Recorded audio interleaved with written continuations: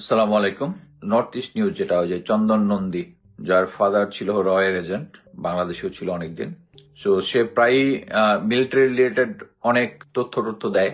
মিলিটারির সাথে তত্ত্বাবধায়ক সরকার, প্রফেসর ইউনুস প্লাস খলিলুর রহমান, তাদের একটা টানে পড়েন চলতেছে চিফ অফ জেনারেল স্টাফ কে হবেন এটা নিয়ে। এর আগে যেটা সবাই জেনেছি যে মিজানুর রহমান শামীম, লেফটেন্যান্ট জেনারেল মিজানুর রহমান শামীম, উনি ছিলেন হচ্ছে সিজিএস। উনি রিটায়ারমেন্টে গিয়েছেন। সো উনার স্পেসটা ভ্যাকেন্ট হয়েছে। সো এখানে লেফটেন্যান্ট জেনারেল হওয়ার জন্য মেইনলি আরেকটা হচ্ছে লেফটেন্যান্ট জেনারেল শাহিন, ওনাকেও অবসরে চলে যেতে হয়েছে। সো দুইটা ভ্যাকেন্সি হয়েছে, দুজন অফিসারের নাম সাজেস্ট করা হয়েছে, লেফটেন্যান্ট মেজর জেনারেল মুশফিক এবং মেজর জেনারেল মিনহাজ 25 লং কোর্সের। নিউজটা করেছে এভাবে যে সিজিএস বানাইতে চাচ্ছে হচ্ছে লেফটেন্যান্ট মেজর জেনারেল মুশফিককে, কিন্তু জেনারেল ওয়াকার চাচ্ছে লেফটেন্যান্ট জেনারেল মাইনুরকে। এবং সৌভাগ্যক্রমে দুর্ভাগ্যক্রমে লেফটেন্যান্ট জেনারেল মাইনুর এবং মেজর জেনারেল মুশফিক অ্যাকচুয়ালি আমি যদ্দূর শুনেছি he is already up to for lieutenant general, দুজনই আমার কোর্সমেট। কিন্তু জেনারেল ওয়াকার চাচ্ছে না। এবং ওই নিউজের মধ্যে যেটা আমার কাছে ইম্পর্টেন্ট লাগলো, যে মেইনলি যে কারণে এই নিউজটা মানে চন্দন নন্দী ফাঁস করেছে, সেটা হচ্ছে মুশফিককে বলেছে সে ছিল হচ্ছে বিএনপি পন্থী। সেটা হচ্ছে, এইটাই হচ্ছে তাকে ট্যাগ দেওয়া যে সে হচ্ছে বিএনপি পন্থী। এবং জেনারেল ওয়াকার চাচ্ছেন একজন বিএনপি পন্থী জেনারেলকে সিজিএস বানানোর জন্য, মানে what a noble cause. Basically জিনিসটা হচ্ছে 5ই আগস্টের সময় এই মুশফিক কোথায় ছিল? মুশফিক ছিল হচ্ছে এমএস, মিলিটারি সেক্রেটারি, যে সেনাবাহিনীর যত পোস্টিং আছে, অফিসারদের যত পোস্টিং আছে গুরুত্বপূর্ণ, কারা ডিজিএফ হইতে যাবে, কারা র্যাবে যাবে, কারা ইয়াতে যাবে, ওইটা কন্ট্রোল করত। সো বিএনপিপন্থী একজনকে জেনারেলকে আওয়ামী লীগ সরকার এবং জেনারেল ওয়াকার তাকে এমএস বসিয়েছিল, তাই মেইন জিনিসটা হচ্ছে এখানে মুশফিক হচ্ছে একজন প্রফেশনাল অফিসার, আমার কোর্সমেট, আমি ভালোভাবেই জানি, এবং তার কোনো পলিটিক্যাল অ্যাফিলিয়েশন নাই। এই পলিটিক্যাল অ্যাফিলিয়েশন নাই এর জন্যই আমার ধারণা প্রফেসর ইউনুস বা সিকিউরিটি অ্যাডভাইজার যিনি আছে তাকে চুজ করেছে। বাট জেনারেল ওয়াকার চাচ্ছে কাকে? লেফটেন্যান্ট জেনারেল মাইনুরকে। কেন? আমরা কয়েকদিন আগেই দেখেছি, যখন ইউএন এর একটা কনফারেন্সের জন্য জেনারেল ওয়াকার যাওয়ার কথা, তখন আমরা একটু বেশ হল্লা মল্লা চাইছিলাম যে ভারতে জেনারেল ওয়াকারের কোনো কাজ নাই, আমরা অলরেডি তাকে তার এজেন্ট হিসাবে জানি। সো ওখানে লেফটেন্যান্ট জেনারেল মাইনুরকে পাঠানো হয়েছিল, এবং লেফটেন্যান্ট জেনারেল মাইনুর এসে উনি জিওসি আর্ডক হিসেবে, যেটা তার জুরিসডিকশন না, যেটা হচ্ছে এই নির্বাচন সামনের জুরিসডিকশন না, উনি প্রশিক্ষণের সাথে সংযুক্ত। এটা হচ্ছে চিফ অফ জেনারেল স্টাফের কাজ। সো জেনারেল ওয়াকার অ্যাকচুয়ালি আগের থেকে, উনি যেহেতু জানতেন যে এই নির্বাচনের আগেই মিজানুর রহমান শামীম স্যার রিটায়ার চলে যাবে, সো ওইখানে লেফটেন্যান্ট জেনারেল মাইনুরকে আগে থেকে সেট আপ করার জন্য তিনি ওই নির্বাচন রিলেটেড একটা ব্রিফিং এর মধ্যে হি ওয়াজ দ্য মেইন ম্যান, একটা প্রেস ব্রিফিং এর ভিতরে। সো সবকিছুই জেনারেল ওয়াকারের প্ল্যানে চলবে, যেহেতু তার লেফটেন্যান্ট জেনারেল মুশফিকের প্রমোশনেরটা অ্যাপ্রুভ হওয়ার পরে তাকে সিজিএস হিসেবে বানানোর জন্য চিঠি দিছে জেনারেল ওয়াকার, ওটা ওখানে রেখে দিয়ে মানে সরকারের সাথে পাঙ্গা নিতেছে, কারণ she is strong, he is controlling the army. উনি সরকারের কথা শুনতেছেন না, উনার প্ল্যান মোতাবেক সবকিছু হবে।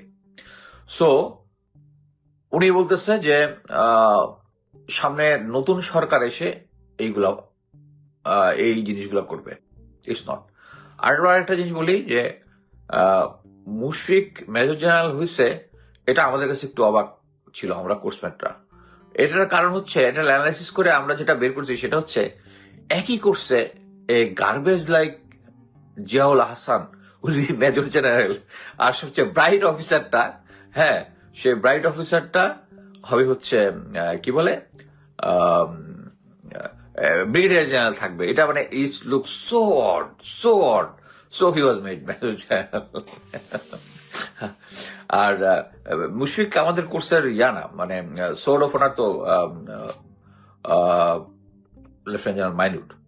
এই ওয়াজ মানে তার পারফরমেন্সটা বিএমএতে আমি বলবো মিডিয়াকার, এবং actually he is a reluctant soldier with a genius mind.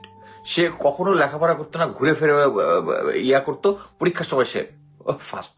এটা একটা মানে তার এই যে রাইজের পিছনে একটা স্টোরি আছে। স্টোরিটা হচ্ছে, আমরা যখন সেকেন্ড লেফটেন্যান্ট অবস্থায় প্রথমে অফিসার্স ওয়েপন কোর্সে গেলাম, ওয়েপন কোর্সে যাওয়ার পরে ওখানে আমাদের দুই ধরনের দেয়, একটা হচ্ছে ইনস্ট্রাকশনাল ক্যাপাবিলিটি আর একটা হচ্ছে নলেজ। সো 63% বেশি পাইলে আমি বিতে নলেজে বি পাবো, B+ পাবো, আর ওয়াই হচ্ছে ইনস্ট্রাকশনাল ক্যাপাবিলিটি। সো আমরা 24 নম্বর কোর্সে 5 জন ছিলাম, ইনক্লুডিং মি, মুশফিক, আমি আর বাকিদের কথা না বলি, মুশফিক। আমাদেরকে দেখা গেল আমাদের ইনস্ট্রাকশনাল ক্যাপাবিলিটি খুব ভালো, আমরা ইংলিশে ভালো স্পিচ দিতে পারি। ওই যে সাবজেক্ট, আমার প্রত্যেকের সাবজেক্ট দেওয়া হয় এটা শেখানোর জন্য। সো আমরা ইনস্ট্রাক্টর হিসাবে খুব ভালো ইংলিশে স্পিচ টিচ, এবং ওখানে টিচাররাই কোশ্চেন করে আমাদেরকে যে আমি ঠিকমতো অ্যান্সার দিতে পারি কিনা, স্টুডেন্টকে ক্রিটিক্যাল কোশ্চেন করে। সো ওখানে আমরা ওয়াইড সাইডে কনফার্ম, বাট আমাদেরকে বলা হয়েছে যেহেতু আমাদের মার্ক 62 পয়েন্ট সামথিং, সামান্য কিছু হইলে B+ হতো, আমাদের বলছে B+, Y+ দেওয়া যাবে। আমরা ইউনিট আইসা বলছি স্যার BY+ পাইছি। মুশফিক গিয়ে বলছিল যে সে B+, Y+ পাইছে, বিকজ ইনস্ট্রাক্টর তাকে বলে দিছিল। এবং ওই ইউনিটে তাকে অ্যাকচুয়ালি এটা নিয়ে হিউমিলেট করছে যে তুমি বললা B+, Y+, বাট পাইলা তো BY+। এবং ওইটা হচ্ছে মানুষের অ্যাকচুয়ালি এক একটা জিনিস ভিতরে ইনসাইট ট্রিগার করার জন্য একটা ইনসিডেন্ট দরকার, ওইটা ছিল ওর ইনসিডেন্ট। এবং ওই যে ইনসিডেন্ট হয়েছে, এরপরে মুশফিক কোনো কোর্সে সেকেন্ড হয়নি, কোনো কোর্সে সেকেন্ড হয় না। হি ইজ জাস্ট, কেউ তারা ধরতেও পারতেছে না, মানে এরকম একটা সিচুয়েশন আর কি। ইভেন একটা JCSE একটা ইম্পর্টেন্ট কোর্সে, তখন তার ফাদার এক্সপায়ার করে, স্টিল সে ভালো করছে, বাট মানে তার এবং সে হচ্ছে নিরপেক্ষ, এটি হচ্ছে তার মূল বিষয়। এখন কেন উনি সিজিএস কে হবে, জেনারেল মাইনুর হবে না, মুশফিক হবে, কেন এটা এত সিরিয়াস? এটা তো সিরিয়াস হওয়ার কথা না। উনার ইমপ্লিকেশন যেটা আছে, এটা মুশফিক আসলেও করবে, মাইনুর আসলেও সেম জিনিসটাই করবে, তাই না? তাইলে আপনার কাছে কেন মনে হচ্ছে যে এটা মানে মুশফিক হইতে পারবে না, মাইনুর গিয়ে হইতে পারবে? আপনি ফাইল ওখান থেকে আসার পর ফাইল মনে হয় আজ 6 থেকে 7 দিন হয়েছে ফালায় রেখে দিচ্ছেন, যে মুশফিকের যখন অ্যাপ্রুভাল হয়ে আসছে, এটা আপনার কাছে এত গুরুত্বপূর্ণ যে মাইনুরকে ওই জায়গায় বসাইতে হবে। এর কারণ হচ্ছে আপনার মাথার মধ্যে বদ বুদ্ধি আছে, আপনি কিছু একটা করতে চাচ্ছেন, এই কারণে। বাট আমি একটা জিনিস গ্যারান্টি দিয়ে বলতে পারি, সেনাপ্রধান গ্রাউন্ডে সবার সামনে বলছে যে একটা ফেয়ার ইলেকশন হবে। এখন সিজি হিসেবে যেই থাক, সিজিএস হচ্ছে এমন একটা অ্যাপয়েন্টমেন্ট যে তার সেনাপ্রধানের যে ইনস্ট্রাকশন গুলো, এগুলা কমান্ড গুলা পাস করে বিভিন্ন ফরমেশনে, যে তারা কিভাবে কাজ করবে। সো এখানে সিজিএস এত ইম্পর্টেন্ট হওয়ার কথা না, যদি না জেনারেল ওয়াকারের কোনো বদমতলব থাকে। বদমতলব একটাই থাকতে পারে, যে কিভাবে নির্বাচন হলে, উনি তো বিএনপির সাথে একটা আন্ডারস্ট্যান্ডিং করে আসছে, সো উনি কিছু একটা ইঞ্জিনিয়ারিং টাইপ কিছু একটা বুদ্ধি করতে হবে। কারণ একটা জিনিস আছে, আপনাদেরকে একটা জিনিস আমি মানে বলে দিই, সেটা হচ্ছে TM জোবায়ের ছিল না DGNSI, TM জোবায়ের, উনি DGF এর একটা আলাদা সেল খুলেছিলেন। সেলটা কি? ইলেকশন, আমি জানি না সে নামটা কি দিয়েছিল এই মুহূর্তে আমার খেয়াল নাই, বাট তাদের কাজ ছিল হচ্ছে ইলেকশন ইঞ্জিনিয়ারিং, মানে হচ্ছে নেক্সট ইলেকশনটা কিভাবে ম্যানিপুলেট করে আওয়ামী লীগকে আনা যাবে এইটার। এবং এইটার রেজাল্ট আপনারা দেখছেন, একটা হচ্ছে ডামি ইলেকশন, একটা হচ্ছে কেউ জয়েনই করে না ইলেকশন, ডামি ইলেকশন, রাতের ইলেকশন, কত ধরনের আছে, এগুলো কিন্তু ওই অ্যানালাইসিসের ফল। সো আমি বিশ্বাস করি এই অ্যানালাইসিসটা কন্টিনিউইং, কারা করতেছে আমি জানি না, এবং এটার ইমপ্লিমেন্টেশনের জন্য হয়তোবা সিজিএস কে জেনারেল মাইনুরকে আনতে যাচ্ছেন, because general Mainur is personally loyal to general Waker. এখন এই সিচুয়েশনে আমি মনে করি যে খুব একটা লাভ হবে না, এই কারণে যে যারা গ্রাউন্ডে অফিসাররা থাকবে, মেজর টু লেফটেন্যান্ট কর্নেল, এবং ক্যাপ্টেন, সৈনিক, সার্জেন্ট, ওয়ারেন্ট অফিসার এরা সবাই ইন জেনারেল 100% লোক একসাথে আওয়ামী লীগ বা জেনারেল ওয়াকারের মানে অবৈধ ইচ্ছাকে বাস্তবায়ন করবে না। তারা একটা জিনিসই দেখবে, সেটা হচ্ছে জেনারেল ওয়াকার পাবলিকলি বলছে ফেয়ার ইলেকশন হবে, সো গ্রাউন্ডে তারা ফেয়ার ইলেকশন করাবে। সো ইঞ্জিনিয়ারিং টাইপ কোনো কিছু যদি হয় নর্মালি, আর একটা জিনিস বলবো হচ্ছে গ্রাউন্ডে যে অফিসাররা থাকবে তারা কিন্তু ভালো মতোই গ্রাউন্ডের ইনফরমেশন পাবে। বড় জোর যেটা হইতে পারে সেটা হচ্ছে এমন করবে যে ঠিক আছে ওইদিকে গন্ডগোল হচ্ছে, অফিসারকে ওইভাবে এঙ্গেজ করে রাখবে। বাট আমি মনে করি যে অফিসাররা এতদিন ধরে গ্রাউন্ডে আছে, যারা গ্রাউন্ডে থাকবে তারা হয় কি গ্রাউন্ডের ইনফরমেশন অলরেডি তাদের কাছে থাকে। যেমন মনে করেন আমি 2008 ইলেকশনে যখন ছিলাম তখন আমি 28 বিরের সিও ছিলাম। সো আমার এলাকা ছিল দিরাই সাল্লা। সো ওখানে যে আমরা সাথে সাথেই বিভিন্ন জায়গায় ডেকে টেকি করে যতগুলো কেন্দ্র আছে আছে যে সমস্ত জায়গায় যে সমস্ত অফিসার সৈনিকদেরকে দিব তাদেরকে ডিটেলস স্থানীয় লোকজনের সাথে কথাবার্তা বলা, স্থানীয় অ্যাডমিনিস্ট্রেশন এই লিয়াজগুলো সবকিছু করে ফেলে। তারপরেও মনে করেন কিছু কিছু ক্রিটিক্যাল জিনিস সফলভাবে একটা ইলেকশন কন্ট্রোল পরিচালনা করা, এবং এটা একমাত্র সেনাবাহিনীই পারবে, সেনাবাহিনী গ্রাউন্ডে পারবে। এবং সেনাবাহিনীর কাছে এখন একটা বিশাল দায়িত্ব। সেনাবাহিনীর যে জুনিয়র অফিসাররা যারা আছে, যারা সৈনিক আছে, এবং আমি একটা জিনিস বলি যে যারা সেনাবাহিনীর মধ্যে কুমিল্লা সেনানিবাসে 5ই আগস্ট বা 4ই আগস্ট যারা জনগণের সাথে দাঁড়িয়েছিল, তারাই শহীদ। তারা কি এখন আর্মির ভিতরে যারা আছেন তারা কি কমফোর্টেবল আছেন? তারা কমফোর্টেবল নাই। যারা চিটাগাঙে যারা নিউ মার্কেটের সামনে যারা জনগণের সাথে দাঁড়িয়েছিলেন তারা কি এখন কমফোর্টেবল আছেন? না, কারণ আর্মির কমান্ড সেই আওয়ামীটাই রয়ে গেছে। সো এরকম একটা সিচুয়েশনে আপনাদেরকে বুঝতে হবে যে আপনি এটা হচ্ছে বাংলাদেশের জন্য লাস্ট চান্স। এই চান্সটা একটা সঠিক নির্বাচন হবে এবং সেনাবাহিনীকে এটা এনশিওর করতে হবে যে 5 বছর পর পরে একটা সহি নির্বাচন হয়। যদি সহি নির্বাচন হয় তাহলে আর কেউ কোনো কিছু করতে পারবে না ইনশাল্লাহ। ওই রাজনৈতিক দলগুলো বুঝবে যে অ্যাটলিস্ট 5 বছর পরে আমাকে আবার জনগণের কাছে ভোটের জন্য দাঁড়াইতে হবে। সো আমি সেনাবাহিনীর সমস্ত সদস্যকে 100% সদস্যকে ইনক্লুডিং জেনারেল ওয়াকার অনুরোধ করছি যে এই নির্বাচনটা আমাদেরকে সহি হইতে হবে, এবং সহি হইতে যাকেই ভোট দিবে মানুষ, যাকেই ভোট দিবে আমরা চোখ বন্ধ করে তাকে মেনে নিব।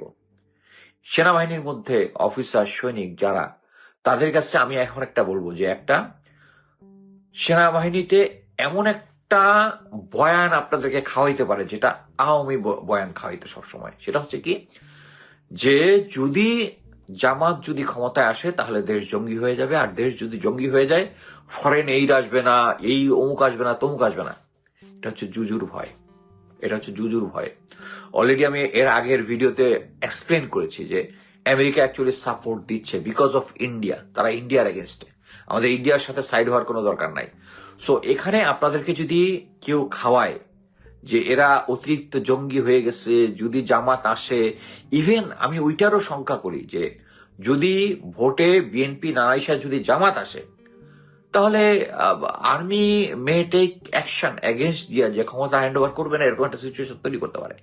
ওইটার জন্য আমাদেরকে প্রস্তুত থাকতে হবে, ওইটার জন্য আমাদেরকে প্রস্তুত। বাট এইটুকু আমি বলতে পারি জেনারেল ওয়াকার সেন্ট্রালি যে ডিসিশনই নেক, যদি সরকারের এবং দেশের এগেনস্টে কোনো ডিসিশন হয় তাহলে আমাদের সৈনিক অফিসাররা এটা জিনিসটা মানবে না।